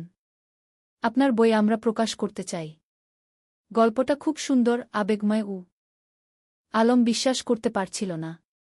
তার স্বপ্ন সত্যি হচ্ছে। সে প্রথমেই তানিয়াকে খবরটা দিল। আমি জানতাম তুমি পারবে। তুমি তো সত্যিই লেখক। তানিয়া খুশিতে আটখানা। বইটা প্রকাশিত হওয়ার পর বেশ সাড়া পড়ে গেল। পাঠকরা ভালো সাড়া দিল। সমালোচকরাও প্রশংসা করল। 10ম অধ্যায়, ঘরে ফেরা। 5 বছর পর আলম আর তানিয়া সিদ্ধান্ত নিল তারা গ্রামে ফিরে যাবে। ঢাকায় তারা যা অর্জন করতে চেয়েছিল তা করেছে। এখন সময় এসেছে নিজেদের শেকডে ফিরে যাওয়ার। তারা বিয়ে করল। সাদামাটা অনুষ্ঠান, কিন্তু পূর্ণ আন্তরিকতায়। পুরো গ্রাম এসেছিল তাদের বিয়েতে। তোমরা আমাদের গর্ব, মোক্তার সাহেব আবেগে বললেন। বিয়ের পর তারা গ্রামেই থেকে গেল। আলম লেখালেখি চালিয়ে গেল। সে গ্রামের গল্প লিখত, সাধারণ মানুষের গল্প। তার বই পরপর সফল হতে লাগল। তানিয়া গ্রামে একটা স্কুল খুল। বিনামূল্যে গরিব মেয়েদের পড়াতে লাগল। সে তার স্বপ্ন পূরণ করছিল। একাদশ অধ্যায়, নতুন প্রজন্ম। ৩ বছর পর তাদের একটা মেয়ে হল। নাম রাখল রূপা। ছোট্ট ফুটফুটে, ঠিক যেন তানিয়ার মতো। রূপা বড় হতে লাগল গ্রামের মুক্ত পরিবেশে। নদীর ধারে খেলা, মাঠে দৌড়ানো, গাছে চড়া, সবকিছু। আলম তাকে গল্প শোনাত, তানিয়া তাকে পড়াত। একদিন রূপা জিজ্ঞেস করল, বাবা, তুমি আর মা কিভাবে পরিচিত হলে? আলম হেসে বলল, সেটা একটা লম্বা গল্প মা। একদিন তোমাকে পুরো গল্প শোনাব গু। এখন শোনাও না, রূপা জেদ করল। আলম তানিয়ার দিকে তাকাল। তানিয়া হেসে মাথা নাড়ল। ঠিক আছে, শোনো তাহলে। অনেক বছর আগে এই নদীর ধারে দুটো ছেলেমেয়ে পরিচিত হয়েছিল। দ্বাদশ অধ্যায়, পূর্ণতা। বছর কেটে গেল। আলমের বই এখন দেশজুড়ে জনপ্রিয়। সে একজন প্রতিষ্ঠিত লেখক। কিন্তু খ্যাতি তাকে বদলায়নি। সে এখনও সেই সরল, বিনলি আলম। তানিয়ার স্কুল এখন বড় হয়েছে। শত শত মেয়ে সেখানে পড়ছে। অনেকে এখন কলেজে, বিশ্ববিদ্যালয়ে। তানিয়া তাদের সবার কাছে একজন আদর্শ। একদিন সন্ধ্যায় নদীর ধারে বসে আলম তানিয়াকে বলল, তুমি জানো, এই জায়গাটাই আমার সবচেয়ে প্রিয়। এখানেই আমরা প্রথম একসাথে বসেছিলাম, স্বপ্নের কথা বলেছিলাম গ। আর এখন সেই স্বপ্ন পূরণ হয়েছে, তানিয়া বলল। শুধু পূরণই না, আরও বেশি কিছু পেয়েছি। তোমাকে পেয়েছি, রূপাকে পেয়েছি, এই সুন্দর জীবনটা পেয়েছি গ। রূপা তখন দৌড়ে এসে তাদের কোলে বসল। বাবা, আমি বড় হয়ে তোমার মতো লেখক হব। আলম হেসে মেয়ের মাথায় হাত বুলিয়ে দিল। তুমি যা হতে চাও, তাই হবে মা। আমরা তোমার পাশে আছি। সূর্য তখন অস্ত যাচ্ছে নদীর ওপারে। লালকমলা আকাশ, নদীর শীতল বাতাস, আর পরিবারের উষ্ণতা, এর চেয়ে সুন্দর আর কি হতে পারে? ত্রয়োদশ অধ্যায়, গ্রামের উন্নয়ন। আলম আর তানিয়া শুধু নিজেদের নিয়েই ব্যস্ত ছিল না, তারা পুরো গ্রামের উন্নয়ন নিয়ে ভাবত। আলম তার লেখালেখি থেকে যা আয় করত, তার একটা অংশ গ্রামের উন্নয়নে ব্যয় করত। তারা গ্রামে একটা লাইব্রেরি খুলল। হাজার হাজার বই নিয়ে। গ্রামের যে কেউ এসে বই পড়তে পারত। ছোট ছেলেমেয়েরা বিকেলে এসে বই পড়ত, গল্প শুনত। জ্ঞানী শক্তি, আলম সবসময় বলত। আমরা যদি আমাদের নতুন প্রজন্মকে শিক্ষিত করতে পারি, তাহলে গ্রাম এমনিতেই উন্নত হবে গ। তানিয়া তার স্কুলে শুধু পড়াশোনাই শেখাত না, জীবন দক্ষতাও শেখাত। মেয়েদের শেখাত কিভাবে আত্মবিশ্বাসী হতে হয়, কিভাবে নিজের মতামত প্রকাশ করতে হয়, কিভাবে স্বাবলম্বী হতে হয়। শিক্ষা মানে শুধু বই পড়া নয়, তানিয়া বলত। শিক্ষা মানে জীবনকে বুঝতে শেখা, মানুষ হয়ে ওঠা। গ্রামের মানুষ তাদের এই প্রচেষ্টায় খুব খুশি ছিল। যারা আগে মেয়েদের স্কুলে পাঠাতে চাইত না, তারাও এখন পাঠাতে শুরু করেছে। একদিন গ্রামের প্রবীণ হাজী সাহেব আলমকে বললেন, বাবা, তোমরা আমাদের গ্রামের জন্য যা করছ, সেটা আল্লাহ কবুল করুন। তোমরা না থাকলে আমাদের গ্রাম এখনও অন্ধকারেই থাকত। আলম বিনয়ের সাথে বলল, চাচা, আমরা তো এই গ্রামেরই সন্তান। আমাদের দায়িত্ব এই গ্রামের সেবা করা গ। চতুর্দশ অধ্যায়, বাধা আর সংগ্রাম। কিন্তু জীবন তো সবসময় মসৃণ পথে চলে না। একদিন গ্রামে একটা বড় সমস্যা দেখা দিল। পদ্মা নদীর ভাঙন শুরু হল। প্রতিদিন নদী গ্রামের জমি গিলে খাচ্ছে। অনেক পরিবার তাদের বাড়িঘর হারাচ্ছে। ফসলের জমি নদীতে তলিয়ে যাচ্ছে। মানুষ আতঙ্কিত। আলম আর তানিয়া বসে থাকল না। তারা একটা সভা ডাকল। পুরো গ্রামের মানুষ এলো। আমরা যদি একসাথে কাজ করি, তাহলে আমরা নদীর ভাঙন রোধ করতে পারব, আলম বলল। আমাদের সরকারের কাছে দরখাস্ত দিতে হবে, আমাদের নিজেদেরও কিছু পদক্ষেপ নিতে হবে গু। তারা একটা কমিটি গঠন করল। জেলা প্রশাসকের কাছে দরখাস্ত দিল। সংবাদপত্রে লিখল। আলম তার লেখনীর মাধ্যমে এই সমস্যা তুলে ধরল সারা দেশে। কয়েক মাসের সংগ্রামের পর সরকার নড়েচড়ে বসল। নদীর তীরে বাঁধ নির্মাণের কাজ শুরু হল। ধীরে ধীরে ভাঙন থামল। গ্রামের মানুষ স্বস্তির নিঃশ্বাস ফেল। তোমরা আমাদের গ্রামকে বাঁচিয়েছ, একজন বৃদ্ধ আলমকে আশীর্বাদ করলেন। আমরা সবাই মিলে বাঁচিয়েছি, আলম বলল। এটা সবার প্রচেষ্টার ফল। পঞ্চদশ অধ্যায়, রূপার স্বপ্ন। রূপা এখন 10 বছরের। খুব মেধাবী মেয়ে। স্কুলে সব সময় প্রথম হয়। কিন্তু শুধু পড়াশোনায় নয়, সে খেলাধুলায়, গানেও ভালো। একদিন রূপা তার বাবা-মাকে বলল, আমি ডাক্তার হতে চাই। গ্রামের মানুষদের সেবা করব। আলম আর তানিয়া খুশি হল। তাদের মেয়ে অন্যের সেবা করতে চায়, এর চেয়ে বড় গর্বের আর কি হতে পারে? তুমি যা হতে চাও, আমরা তোমাকে সাহায্য করব, তানিয়া বলল। কিন্তু রূপার একটা শর্ত ছিল। আমি ঢাকায় না, গ্রামেই থাকব। এখানেই পড়ব, এখানেই ডাক্তারি করব গু। আলম হেসে বলল, কেন মা? ঢাকায় তো ভালো সুযোগ পাবে গু। বাবা, তুমি আর মা যেমন গ্রামে ফিরে এসেছ, আমিও তাই চাই। গ্রামের মানুষদের সবচেয়ে বেশি সাহায্যের দরকার গু। এই কথা শুনে আলমের চোখে পানি এসে গেল। তার মেয়ে তার আদর্শকে ধারণ করছে। রূপা খুব পরিশ্রমী ছিল। প্রতিদিন ভোরে উঠে পড়াশোনা করত। মায়ের স্কুলে ছোটদের পড়াতে সাহায্য করত। বাবার লেখার কাজেও হাত লাগাত। রূপা, তুমি এত কাজ করো, ক্লান্ত হয়ে যাও না? তানিয়া একদিন জিজ্ঞেস করল। না মা, আমি যখন মানুষের উপকার করি তখন আমার ভালো লাগে। ক্লান্তি লাগে না, রূপা হেসে জবাব দিল। শ্রদ্ধায় পুরস্কার। আলমের লেখালেখি এখন দেশের সীমা পেরিয়ে গেছে। তার বই অনুবাদ হয়েছে বিভিন্ন ভাষা। বিদেশেও পাঠক তৈরি হয়েছে। একদিন একটা খবর এলো, আলম জাতীয় সাহিত্য পুরস্কার পেতে যাচ্ছে। এটা দেশের সর্বোচ্চ সাহিত্য পুরস্কার। পুরো গ্রাম আনন্দে উদ্বেলিত। আমাদের আলম জাতীয় পুরস্কার পাবে, সবাই গর্ব করে বলতে লাগল। পুরস্কার দেওয়ার অনুষ্ঠান হল ঢাকায়। প্রধানমন্ত্রী নিজে পুরস্কার তুলে দিলেন আলমের হাতে। আপনার লেখা আমাদের গ্রামবাংলার প্রকৃত চিত্র তুলে ধরে, প্রধানমন্ত্রী বললেন। আপনি দেশের গর্ব। আলম বিনয়ের সাথে পুরস্কার নিল। তার মনে পড়ল সেই দিনগুলোর কথা, যখন সে নদীর ধারে বসে স্বপ্ন দেখত লেখক হওয়ার। পুরস্কার পাওয়ার পর আলম একটা বক্তৃতা দিল। এই পুরস্কার শুধু আমার একার নয়। এটা আমার স্ত্রী তানিয়ার, আমার মেয়ে রূপার, আমার গ্রামের সব মানুষের। তারা আমাকে অনুপ্রাণিত করেছে, সাহস দিয়েছে গি। তানিয়ার চোখে খুশির অশ্রু। তার স্বামী এত বড় সম্মান পেল, কিন্তু তবুও সে নিজের কৃতিত্ব সবার সাথে ভাগ করে নিচ্ছে। সপ্তদশ অধ্যায়, তানিয়ার স্বীকৃতি। আলমের পুরস্কার পাওয়ার 1 বছর পর তানিয়াও একটা সম্মান পেল। সরকার তাকে সেরা শিক্ষক পুরস্কার দিল। তার স্কুল থেকে যে মেয়েরা বের হয়ে গেছে তারা এখন বিভিন্ন ক্ষেত্রে প্রতিষ্ঠিত। কেউ ডাক্তার, কেউ ইঞ্জিনিয়ার, কেউ শিক্ষক, কেউ উদ্যোক্তা। পুরস্কার নেওয়ার সময় তানিয়া বলল, আমি শুধু বীজ বপন করেছি। এই মেয়েরাই আমার আসল পুরস্কার। তারা নিজেদের প্রতিষ্ঠিত করেছে, সমাজে অবদান রাখছে গি। তার স্কুলের একজন প্রাক্তন ছাত্রী, যে এখন একজন সফল ব্যবসায়ী, মঞ্চে উঠে এসে বলল, ম্যাডাম না থাকলে আমি আজ এখানে থাকতাম না। তিনি আমাকে শুধু পড়াশোনাই শেখাননি, আত্মবিশ্বাস শিখিয়েছেন গু। রূপা তখন মঞ্চের নিচে বসে মায়ের দিকে তাকিয়েছিল, গর্বিত চোখে। আমার মা সত্যিই সেরা, সে মনে মনে বলল। অষ্টাদশ অধ্যায়, সময়ের প্রবাহ। আরও কয়েক বছর কেটে গেল। রূপা এখন 8ম শ্রেণীতে। খুব ভালো ছাত্রী। তার স্বপ্ন ডাক্তার হওয়ার, সেই স্বপ্ন এখনও অটুট। আলম এখনও লিখে যাচ্ছে। তার নতুন একটা উপন্যাস বের হল, জোছনা রাতের স্বপ্ন। এটাও বেশ জনপ্রিয় হল। তানিয়ার স্কুল এখন অনেক বড়। 300 জন ছাত্রী, 10 জন শিক্ষক, একটা পূর্ণাঙ্গ শিক্ষা প্রতিষ্ঠান। গ্রামটাও অনেক বদলে গেছে। এখন পাকা রাস্তা, বিদ্যুৎ, স্বাস্থ্যকেন্দ্র, সবকিছু আছে। কিন্তু গ্রামের আত্মা, সেই সারল্য, সেই ভালোবাসা, সেটা আছে অক্ষুণ্ণ। একদিন সন্ধ্যায় পুরো পরিবার নদীর ধারে বসেছিল। আলম, তানিয়া, রূপা আর শামিয়া।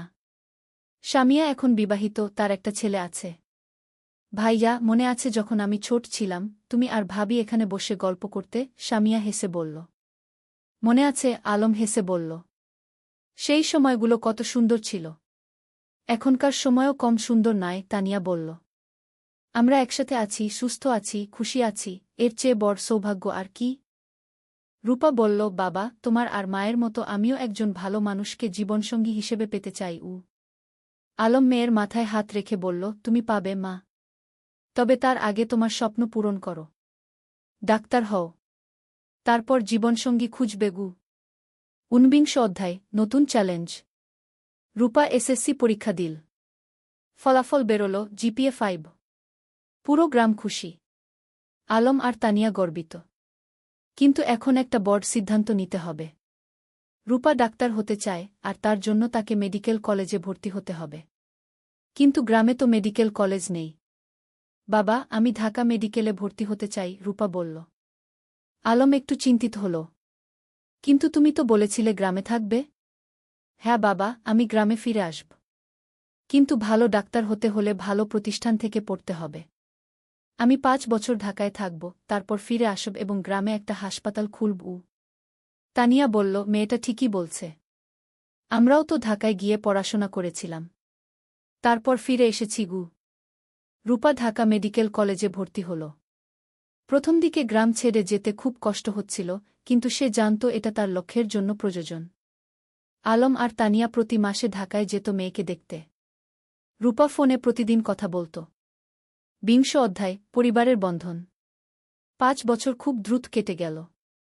রূপা ডাক্তার হয়ে গেল। এমবিবিএস পাস করল ভালো ফলসহ। এখন তার সামনে অনেক সুযোগ। ঢাকার বড় বড় হাসপাতাল তাকে চাকরির অফার দিচ্ছে। কিন্তু রূপার লক্ষ্য অন্য। বাবা, আমি গ্রামে ফিরে আসছি, রূপা ফোনে বলল। তুমি নিশ্চিত? ঢাকায় তো অনেক ভালো সুযোগ, আলম বলল। বাবা, আমার স্বপ্ন তো ঢাকায় বড় ডাক্তার হওয়া নয়। আমার স্বপ্ন গ্রামের মানুষের সেবা করা। রূপা গ্রামে ফিরে এল। গ্রামের মানুষ তাকে মাথায় করে নিয়ে এল। আমাদের নিজের ডাক্তার। সে একটা ছোট ক্লিনিক খুল। বিনামূল্যে গরিব মানুষদের চিকিৎসা দিতে লাগল। যাদের সামর্থ্য আছে তারা দিত। যাদের নেই তাদের কাছ থেকে কিছু নিত না। তুমি কিভাবে চালাবে এভাবে? আলম একদিন জিজ্ঞেস করল। বাবা, তুমি তো লেখক হয়েছ মানুষের সেবা করার জন্য, মা শিক্ষিকা হয়েছে সেবার জন্য। আমিও তাই। টাকা পয়সা পরে দেখা যাবে। আলম মেয়েকে জড়িয়ে ধরল। তুমি আমাদের গর্ব। 21 অধ্যায়, নতুন সঙ্গী। রূপা যখন ক্লিনিকে ব্যস্ত তখন একদিন একজন তরুণ ডাক্তার এল। তার নাম ফাহিম। সে ঢাকা থেকে এসেছে গ্রামাঞ্চলে স্বেচ্ছাসেবা করতে। ফাহিম আর রূপা একসাথে কাজ করতে লাগল। দুজনেই একই স্বপ্ন দেখে, গ্রামের মানুষের সেবা করা। ধীরে ধীরে তাদের মধ্যে বন্ধুত্ব হল। তারপর সেই বন্ধুত্ব ভালোবাসায় রূপান্তরিত হল। একদিন ফাহিম আলমের কাছে এল। চাচা, আমি রূপাকে বিয়ে করতে চাই। আলম হেসে বলল, তুমি কি রূপাকে জিজ্ঞেস করেছ? হ্যাঁ, সে রাজি, ফাহিম লজ্জা পেয়ে বলল। তানিয়া খুশিতে আটখানা। আমার মেয়ে একজন ভালো মানুষ পেয়েছে। রূপা আর ফাহিমের বিয়ে হল। সাদামাটা কিন্তু আন্তরিক অনুষ্ঠান। পুরো গ্রাম এসেছিল। বিয়ের পর তারা দুজন মিলে ক্লিনিক চালাতে লাগল। তারা স্বপ্ন দেখে গ্রামে একটা বড় হাসপাতাল করার। 20 অধ্যায়, 3 প্রজন্ম। 2 বছর পর রূপার একটা ছেলে হল। নাম রাখল আয়ান। আলম আর তানিয়া দাদা দাদি হল। দেখো আমাদের নাতি, আলম আবেগে বলল। তানিয়া শিশুটিকে কোলে নিয়ে বলল, এই শিশু আমাদের ভবিষ্যৎ। এর জন্যই তো আমরা এত কাজ করছি। এখন বাড়িতে 3 প্রজন্ম। আলমতানিয়া, রূপা, ফাহিম আর ছোট্ট আয়ান। প্রতিদিন সন্ধ্যায় তারা একসাথে বসে। আলম গল্প বলে, তানিয়া গান শোনায়, রূপা দিনের কাজের গল্প বলে। একদিন আয়ান যখন একটু বড় হল সে জিজ্ঞেস করল, দাদু তুমি কি করো? আলম হেসে বলল, আমি গল্প লিখি, নাতুগু। আমাকে একটা গল্প বলো না? ঠিক আছে, শোনো তাহলে। অনেক বছর আগে এই নদীর ধারে কে। আর এভাবেই চলতে থাকে জীবনের গল্প প্রজন্ম থেকে প্রজন্মে। 23 অধ্যায়, উত্তরাধিকার। আলম এখন 60 পেরিয়ে গেছে। চুলদাড়ি পেকে গেছে। কিন্তু লেখার হাত এখনও অক্ষুণ্ণ। সে এখনও প্রতিদিন লেখে। তানিয়াও এখন অবসর নিয়েছে স্কুল থেকে। কিন্তু মাঝে মাঝে যায় ছাত্রীদের সাথে দেখা করতে। একদিন আয়ান, যে এখন 5 বছরের, দাদুকে জিজ্ঞেস করল, দাদু তুমি কত বই লিখেছ? প্রায় 20টা, আলম বলল। আমিও বড় হয়ে লেখক হব, আয়ান বলল। রূপা হেসে বলল, তুমি যা হতে চাও তাই হবে। আলম নাতিকে কোলে নিয়ে বলল, লেখক হওয়া মানে শুধু বই লেখা নয় বাবা।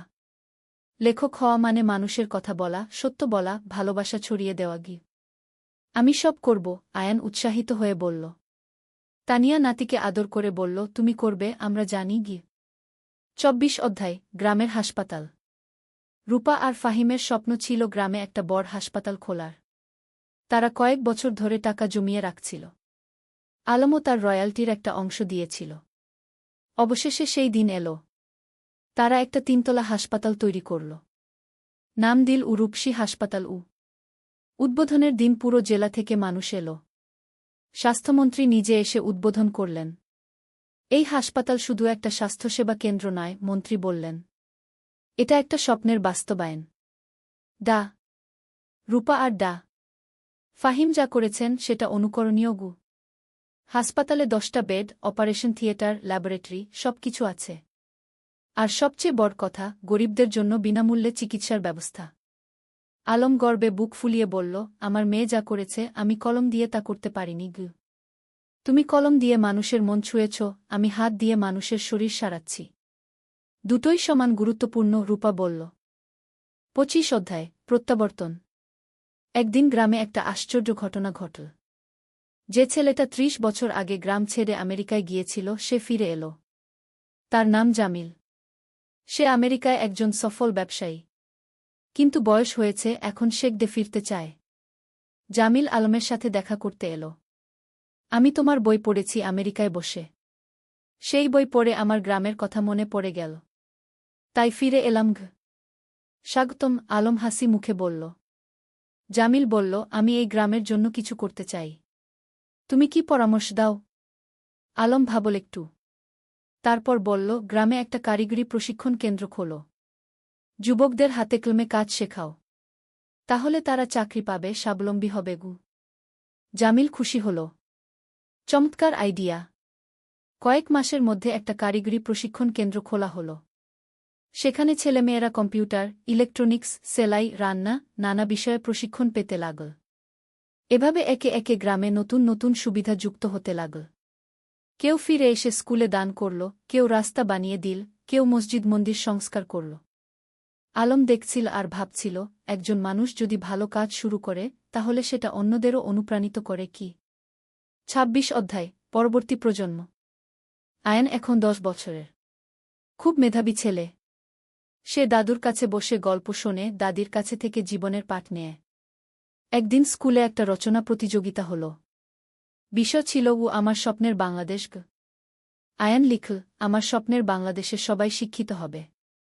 কেউ অসুস্থ হলে চিকিৎসা পাবে। কেউ গরিব থাকবে না। সবাই একসাথে মিলেমিশে থাকবে। আমার দাদু বলেন, স্বপ্ন দেখতে হয় বড়, তারপর সেই স্বপ্ন পূরণের জন্য কাজ করতে হয়। আয়ান প্রথম হল। পুরস্কার পেল। আলম নাতির রচনা পড়ে চোখ ভিজিয়ে ফেল। আমাদের শিক্ষা বৃথা যায়নি। নতুন প্রজন্ম ঠিক পথে আছে। 27 অধ্যায়, জীবনের সন্ধ্যা।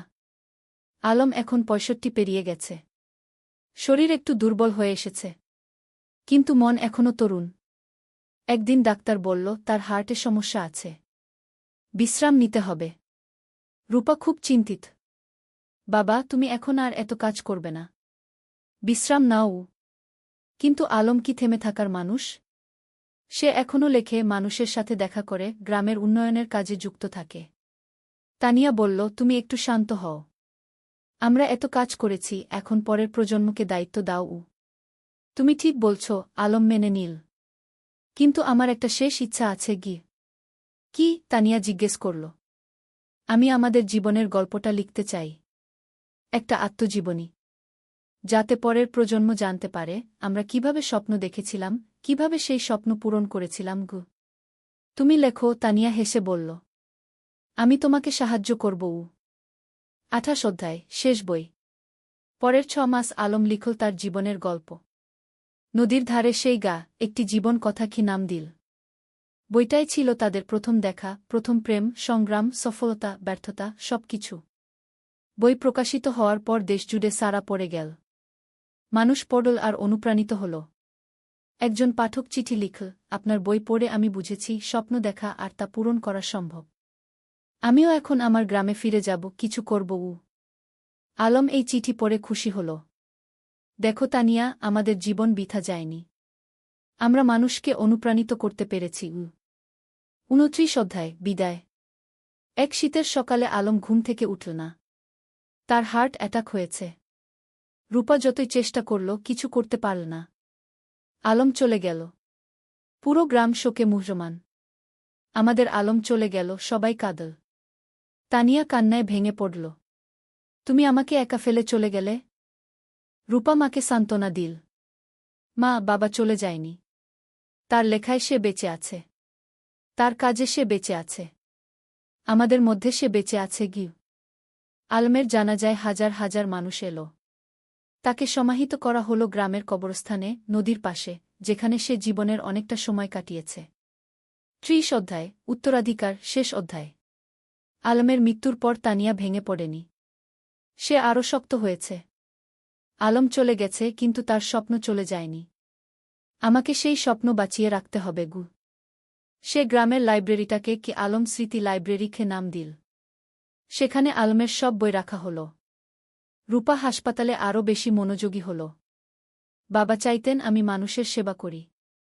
আমি তাই করব। ফাহিম তার পাশে থেকে সাহায্য করল। আয়ান, যে এখন ১৫ বছরের, দাদুর মতো লিখতে শুরু করল। সে গল্প লেখে, কবিতা লেখে। একদিন আয়ান তানিয়াকে তার লেখা একটা গল্প দেখাল। গল্পের নাম দাদুর স্বপ্ন। তানিয়া পড়ল। চোখে পানি এলো। তোমার দাদু বেঁচে আছে তোমার মধ্যে গি। বছরের পর বছর কেটে গেল। গ্রামটা আরও উন্নত হল। কিন্তু আলমকে কেউ ভুলল না। প্রতি বছর তার জন্মদিনে গ্রামে একটা সাহিত্য উৎসব হয়। তরুণ লেখকরা আসে, তাদের লেখা পড়ে। তানিয়া এখন ৮০ পেরিয়ে গেছে। কিন্তু এখনও প্রতিদিন স্কুলে যায়। ছাত্রীদের দেখে আসে। একদিন এক তরুণী তানিয়াকে জিজ্ঞেস করল, ম্যাডাম, আপনার আর আলম স্যারের গল্পটা কি সত্যি? তানিয়া হেসে বলল, হ্যাঁ, প্রতিটা শব্দ সত্যি। আমরা স্বপ্ন দেখেছিলাম, আর সেই স্বপ্ন পূরণ করেছিলাম গ। আমিও কি পারব? তরুণী জিজ্ঞেস করল। অবশ্যই পারবে, তানিয়া দৃঢ়তার সাথে বলল। শুধু স্বপ্ন দেখো, তারপর সেই স্বপ্ন পূরণের জন্য কাজ করো। আর কখনো হাল ছেড়ো না গি। সেদিন সন্ধ্যায় নদীর ধারে বসে তানিয়া আকাশের দিকে তাকাল। আলম, তুমি কি দেখছ? আমরা যা শুরু করেছিলাম তা এখনো চলছে। তোমার স্বপ্ন বেঁচে আছে গি। নদীর জল কুলকুল করে বয়ে যাচ্ছে। বাতাসে যেন আলমের কণ্ঠস্বর ভেসে এলো, আমি জানতাম তুমি পারবে। আমরা একসাথে এই স্বপ্ন দেখেছিলাম, তুমি তা বাঁচিয়ে রেখেছ। ধন্যবাদ, তানিয়া গু। তানিয়া হাসল। চোখে পানি, কিন্তু মুখে হাসি। ধন্যবাদ তোমাকে, আলম। তুমি আমার জীবনকে অর্থবহ করেছিলে গি। সমাপ্তি। এই ছিল আলম আর তানিয়ার গল্প। দুটো সাধারণ মানুষ, যারা অসাধারণ স্বপ্ন দেখেছিল। আর সেই স্বপ্ন শুধু নিজেদের জন্যই ছিল না, ছিল সবার জন্য। আজও রূপসী গ্রামে যদি যাও, দেখবে আলম স্মৃতি লাইব্রেরি, তানিয়া বালিকা বিদ্যালয়, রূপসী হাসপাতাল, সবকিছু দাঁড়িয়ে আছে। এগুলো শুধু ভবন নয়, এগুলো স্বপ্নের বাস্তবায়ন। আর নদীর ধারে, যেখানে একদিন দুটো তরুণী বসে স্বপ্ন দেখেছিল, সেখানে এখন একটা ফলক লাগানো আছে। তাতে লেখা, যেখানে স্বপ্ন শুরু হয়েছিল। আলম ও তানিয়া, দুই স্বপ্নদ্রষ্টা, দুই সেবক, যারা প্রমাণ করেছেন, স্বপ্ন দেখলে এবং কাজ করলে সবকিছুই সম্ভব। শিক্ষা, জীবনে স্বপ্ন দেখো বড়, তারপর সেই স্বপ্ন পূরণের জন্য নিরলসভাবে কাজ করো। নিজের জন্য নয়, সবার জন্য কিছু করার চেষ্টা করো। তাহলেই জীবন সার্থক হবে।